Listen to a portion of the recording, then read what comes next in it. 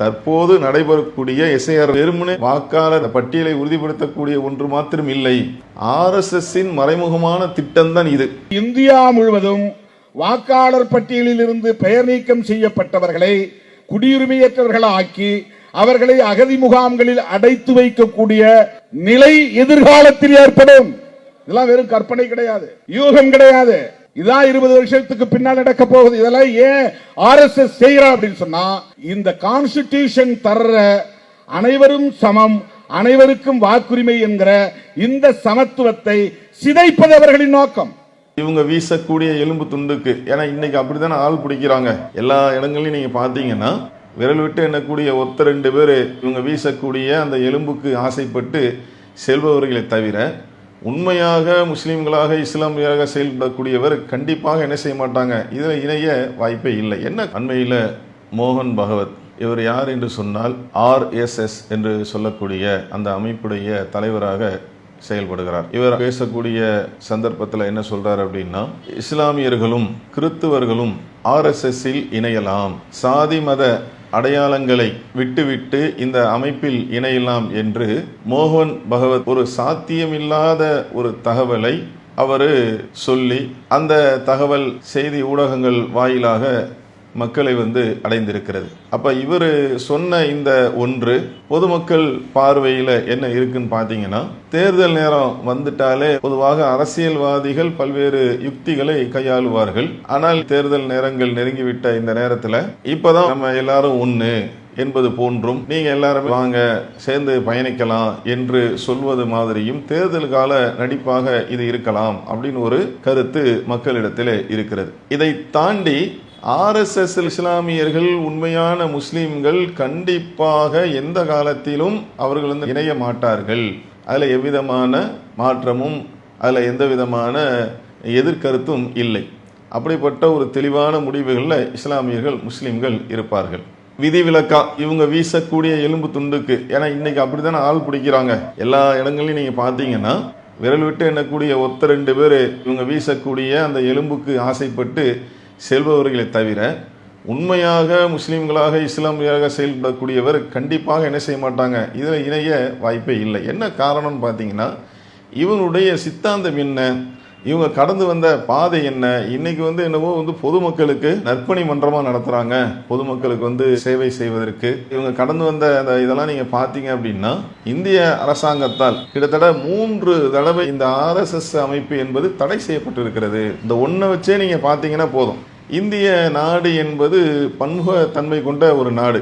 இங்க நாட்டில் வாழக்கூடிய மக்களுக்கு நம்மளுடைய தலைவர்கள் முன்னோர்கள் அவங்கெல்லாம் சேர்ந்து அரசியல் அமைப்பு சட்டம் என்று ஒன்று இருக்கிறது, அதை உருவாக்கி இருக்கிறார்கள்.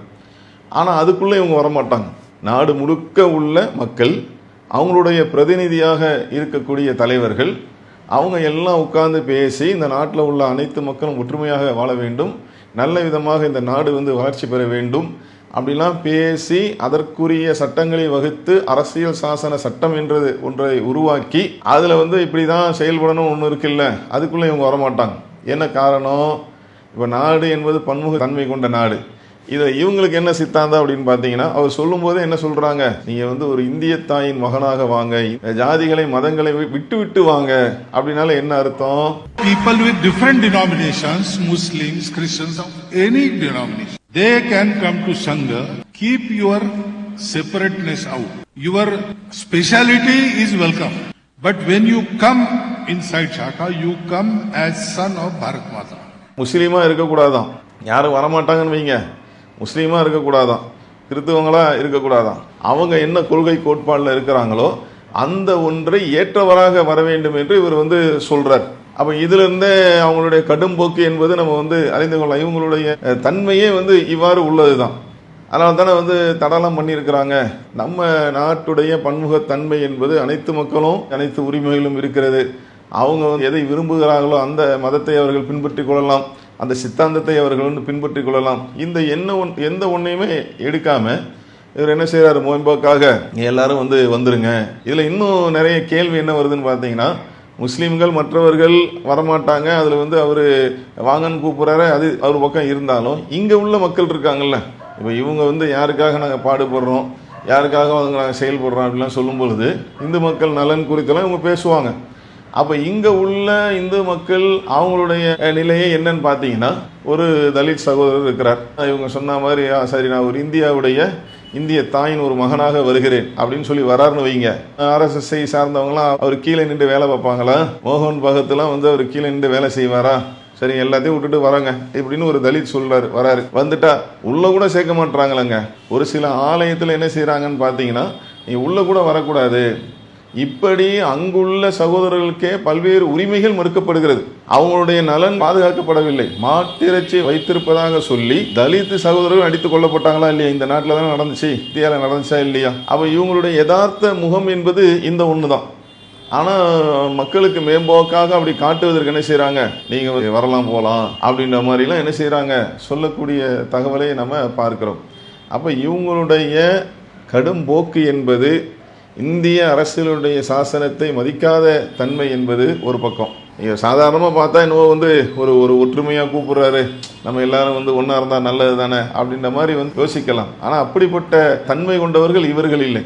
இவங்க எப்படிப்பட்டவங்க அப்படின்னா, இவங்களுடைய இந்த வரலாறு எல்லாத்தையும் நீங்கள் பார்த்தீங்கன்னா, கடுமையான வெறுப்பு பேச்சுகளுக்கு சொந்தக்காரர்களாக, கடுமையான பல்வேறு நடவடிக்கைகளுக்கு, பாபர் மசூதி உட்பட அங்கே வந்து இடிக்கப்பட்டு ராமர் கோயில் கட்டக்கூடிய அது சம்மந்தமாக சொல்லும்போது என்ன சொல்கிறாங்க, காங்கிரஸ் இந்த வேலையை செய்திருந்தால் கூட நாங்கள் அங்கே வந்து என்ன செய்வோம், பாஜக என்பது இல்லாமல் இவங்களுடைய அந்த கொள்கையை, இவங்களுடைய கோட்பாடுகளை, இவங்களுடைய எண்ணத்தை நிறைவேற்றக்கூடிய ஒரு செயல் யார் செய்தாலும் அவங்கள நாங்கள் வந்து ஆதரிப்போம். இதுதான் இவங்களுடைய நேச்சுரல் முகம் என்பது இதுதான். அப்போ இதுக்கு தான் என்ன செய்கிறாங்க, நீங்கள் எல்லாரும் வாங்க என்று அழைக்கக்கூடிய அவங்களுடைய உணர்வுகளை, அவங்களுடைய மதத்துடைய அந்த சித்தாந்தங்களை மதித்து வந்து கூப்பிடல, வாங்க ஒன்றா இருப்போன்னு கூப்பிட்ற அப்படி ஒன்று இருக்குல்ல, அப்படி இல்லை. அதனால தான் இவர் வார்த்தையிலே இது வெளிப்படுத்து பாருங்க, எல்லாத்தையும் விட்டுட்டு வாங்க, எல்லாரும் வரணுமா, RSSக்கு வரணுமா பயணிக்கிறதுக்கு, ஆனால் எல்லாத்தையும் விட்டுட்டு வரணுமா. அப்போ இதிலிருந்தே இவங்களுடைய அந்த தன்மை என்பது, இவங்களுடைய செயல் என்பது நமக்கு மிக தெளிவாக தெரிகிறது. அதில் இன்னொரு முக்கியமான விஷயம், பல்வேறு தலைவர்கள் இன்றைக்கு இந்த SIR குறித்தும் அதே மாதிரி RSSஐ குறித்தும்லாம் பேசக்கூடிய நிகழ்வை நம்ம பார்த்து கொண்டு இருக்கிறோம். தற்போது நடக்கக்கூடிய நிகழ்வு SIR என்று சொல்லக்கூடிய அந்த நிகழ்வு, அதனுடைய பணிகள் சென்று கொண்டு இருக்கிறது. இது சம்பந்தமாக அந்த SIR என்பதை நடைமுறைப்படுத்தக்கூடாது என்கின்ற கருத்துப்பட ஆர்ப்பாட்டம்லாம் நடத்துகிறாங்க. அதில் திருமாவளவன் உட்பட அவங்க பேசின கருத்து என்னன்னு பார்த்தீங்கன்னா, RSSஇன் மறைமுகமான திட்டம் தான் இது. தற்போது நடைபெறக்கூடிய SIR இருக்குல்ல, இது வந்து வெறுமனே வாக்காளர் பட்டியலை உறுதிப்படுத்தக்கூடிய ஒன்று மாத்திரம் இல்லை. அதை தாண்டி இவர்கள் குடியுரிமை சம்பந்தமாக மற்ற விவரங்கள்லாம் என்ன செய்கிறாங்க, இவங்க கேட்கிறார்கள். இது பாஜகவுடைய திட்டம் இல்லை, ஆனால் இது RSS உடைய திட்டம். அதைத்தான் இப்போ வந்து இவங்க செயல்படுத்தி கொண்டு இருக்கிறார்கள். அதாவது ஒரே கல்லில் பல காய்களை அடிக்கக்கூடிய அந்த வேலையை இவர்கள் செய்கிறார்கள் என்று திருமாவளவன் என்ன செய்கிறாங்க, அவங்க ஆர்ப்பாட்டத்தில் பேசியிருக்கிறாங்க. இந்தியா முழுவதும் வாக்காளர் பட்டியலில் இருந்து பெயர் நீக்கம் செய்யப்பட்டவர்களை குடியுரிமையற்றவர்களாக்கி அவர்களை அகதி முகாம்களில் அடைத்து வைக்கக்கூடிய நிலை எதிர்காலத்தில் ஏற்படும். இதெல்லாம் வெறும் கற்பனை கிடையாது, யூகம் கிடையாது. இதான் 20 வருஷத்துக்கு பின்னால் நடக்க போகுது. இதெல்லாம் ஏன் RSS செய்யறா அப்படின்னு சொன்னா, இந்த கான்ஸ்டிடியூஷன் தர்ற அனைவரும் சமம், அனைவருக்கும் வாக்குரிமை என்கிற இந்த சமத்துவத்தை சிதைப்பது அவர்களின் நோக்கம். எதுக்காக இதையும் நம்ம சேர்த்து சொல்றோம் அப்படின்னா, இதுதான் இவங்களுடைய தன்மை. RSS உடைய தன்மை என்பது என்னன்னு பார்த்தீங்கன்னா, மக்கள் வந்து ஒற்றுமையாக இருந்து விடக்கூடாது, அதில் வந்து ஒரு குழப்பத்தை ஏற்படுத்தி பல குளறுபடிகளை வந்து ஏற்படுத்தி ஒரு நிம்மதி இல்லாமல் இருக்க வேண்டும். அந்த ஒன்று தான் இவங்களுடைய சித்தாந்தமாக இருக்கிறது. இவங்க எது சரி நினைக்கிறாங்களோ, இந்து ராஷ்டிரியம் அப்படின்னு சொல்கிறாங்கல்ல, இந்திய நாடு சுதந்திரம் பெற்ற நாடு, சுதந்திரத்துக்காக அனைத்து மதத்தை சார்ந்தவர்களும் வந்து களம் இறங்கி இருக்கிறோம். இஸ்லாமியர்கள் தங்களுடைய சதவீதத்துக்கு அதிகமாக வந்து உழைத்திருக்கிறார்கள், ரத்தம் சிந்திருக்கிறார்கள். அனைவரும் சேர்ந்து இந்த நாட்டை நம்ம கட்டமைத்து இருக்கிறோம். இதுக்கு என்று ஒரு அரசியல் சாசன சட்டம் இருக்கிறது, அதை நாங்கள் ஏற்றுக்க மாட்டோம். இந்த இந்தியாவில் வந்து இங்கே சொல்லக்கூடிய அந்த சட்டங்கள், அரசியல் சாசன சட்டம், அதுக்குள்ளே நாங்கள் வரமாட்டோம். நாங்கள் இன்று ராஷ்டிரியத்தை நாங்கள் கட்டமைப்போம் அப்படின்னால இப்போ விலகி நிற்கிறது யாரு? அனைத்து மக்களும் ஒரு கருத்தில் இருக்கும்போது விலகி நின்று கொண்டு அதை நோக்கி வந்து எல்லாரையும் கூப்பிடுறது, வாங்க அப்படின்னா எப்படி வருவாங்க? அப்போ இதுதான் வந்து இவருடைய தன்மையாக இருக்கிறது. இன்றைக்கு நடக்கக்கூடிய எஸ்ஐஆர்ல கூட இவங்களுடைய அந்த செயல் திட்டத்தை தான் மறைமுகமாக மக்களின் மீது செயல்படுத்தக்கூடிய ஒன்றாக நடந்து கொண்டு இருக்கிறது என்பதையும் நம்ம தெரிந்து கொள்ள வேண்டும். அதே மாதிரி இந்த நாட்டில் பொதுமக்களாக இருக்கக்கூடியவங்களுக்கு, அதுவும் நம்ம பாஜக ஆட்சிக்கு வந்த பிறகு பார்த்தீங்கன்னா விலைவாசிலாம் விண்ணை முட்டும் அளவுக்கு வந்து விட்டது. பொதுமக்கள் பிரச்சனைக்கு ஏதாவது களம் இறங்கி இருக்கிறாங்களா? இன்னைக்கு வாங்கன்னு கூப்பிடுறாங்கல்ல, அனைத்து மக்கள் நலனுக்காக பிரச்சனைக்காக என்னைக்காவது களம் இறங்கி ஜனநாயக அடிப்படையில் ஆர்ப்பாட்டங்கள் போராட்டங்கள் அதையெல்லாம் நடத்தி மக்களுடைய நலனுக்காக களம் இறங்கி அப்படி செயல்பட்டு இருக்கிறார்களா அப்படின்னு கேட்டாலும் அது இருக்காது. இவங்களுடைய வேலைகள்லாம் என்னன்னு பார்த்தீங்கன்னா வெறுப்புணர்வை பரப்புவது. சின்ன பிள்ளைங்களுக்குங்க, பள்ளிக்கூடத்தில் படிக்கிற சின்ன பிள்ளைங்களுக்கு மூளை செலவை செய்யக்கூடிய விதமாக அங்கே சொல்லிக் கொடுக்கறது. இப்படி பார்த்தீங்கன்னா நீங்கள் நிறைய பார்த்துருப்பீங்க, சின்ன பிள்ளை கையிலே ஆயுதங்களை தருவது. இப்படி இவங்களுடைய அந்த ரூட்டே பார்த்தீங்கன்னா கடும் போக்குடைய ஒரு ரூட்டாக தான் இருக்கு. அப்படி இந்த மாதிரி வைத்துக்கொண்டு அதை நோக்கி அழைக்கக்கூடிய இந்த நிகழ்வை நம்ம பார்க்கிறோம். ஆர்எஸ்எஸ்னா என்னன்னு வெகுஜன மக்கள் எல்லாருக்கும் தெரியும். 3 தடவை தடை செய்யப்பட்ட இயக்கம். இவங்களுடைய செயல்பாடு, இவங்க நாட்டில் இருக்கிற அரசியல் கட்சிகள் மாதிரியோ பிற அமைப்புகள் மாதிரியோ அந்த மாதிரி ஒரு ஆள் இவங்க கிடையாது. இவங்க இப்போ கூட நீங்கள் அதை கேட்டு பார்த்தீங்கன்னா வெகுஜன மக்கள்கிட்ட தற்போது கூட வாய்ப்பு இருந்தால் இதை தடை செய்து விடலாம் என்றுதான் வெகுஜன மக்களுடைய அந்த பார்வையாக அவங்களுடைய கருத்தாக இருக்கிறது. ஏன்னா இவங்க நம்ம நாட்டு அரசியல் சாசன சட்டத்திற்குள்ளே வராதவர்கள்.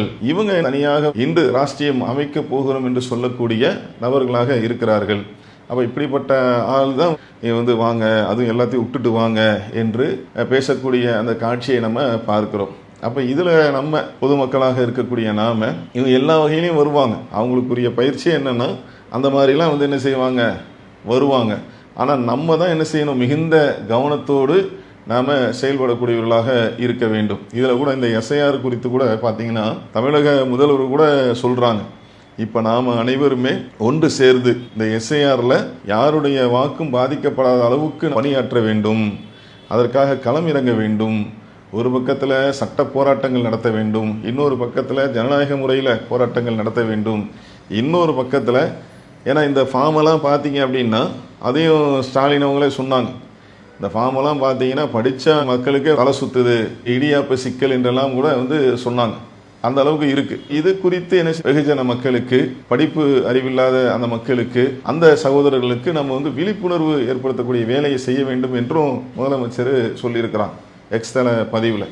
அவன் இதில் நம்ம கவனம் செலுத்தி இன்னைக்கு இவங்க நல்லவர்கள் போல உள்ளுக்குள்ளே எல்லாம் நம்மளாம் ஒன்று தான் அப்படின்ற மாதிரி வருவதற்கு இவங்க என்ன செய்கிறாங்க, முயற்சி செய்கிறார்கள். இவர்களுடைய தன்மை என்பது அப்படி அல்ல, இவர்கள் அப்படிப்பட்ட நபர்கள் அல்ல. இவருடைய அஜெண்டா என்பது, இவர்களுடைய அந்த செயல் திட்டம் என்பது வேறு. அதைத்தான் தற்போது நடைமுறைப்படுத்திக் கொண்டிருக்கிறார்கள். எஸ்ஐஆர் மூலமாக நாம் மிகுந்த கவனத்தோடு நம்மளுடைய சகோதரர்கள், நம்மளுடைய சகோதரிகள் அவங்களுடைய வாக்குரிமையை விட்டுவிடாமல் அவர்களுக்கு நம்ம விழிப்புணர்வு ஏற்படுத்தி அவங்க இந்த வரைவு வாக்காளர் பட்டியலை இடம்பெறக்கூடிய வகையில் நாம் அவர்களுக்கு உதவி செய்ய வேண்டும். அதற்காக வழிகாட்டுதலை வழங்க வேண்டும். இது போன்ற இந்த மாதிரி இவங்க சொல்லக்கூடிய இந்த செய்திகள் இதெல்லாம் நம்ம புறம் தள்ளிவிட்டு மிகுந்த கவனத்தோடு நம்ம சகோதரர்கள் ஒற்றுமையாக நாம் செயல்பட வேண்டும் என்று சொல்லி இந்த நிகழ்ச்சியை நிறைவு செய்கிறோம். அஸ்ஸலாமு அலைக்கும் வரஹ்மத்துல்லாஹி வபரகாத்துஹு. அல்லாஹு அக்பர், அல்லாஹு அக்பர்.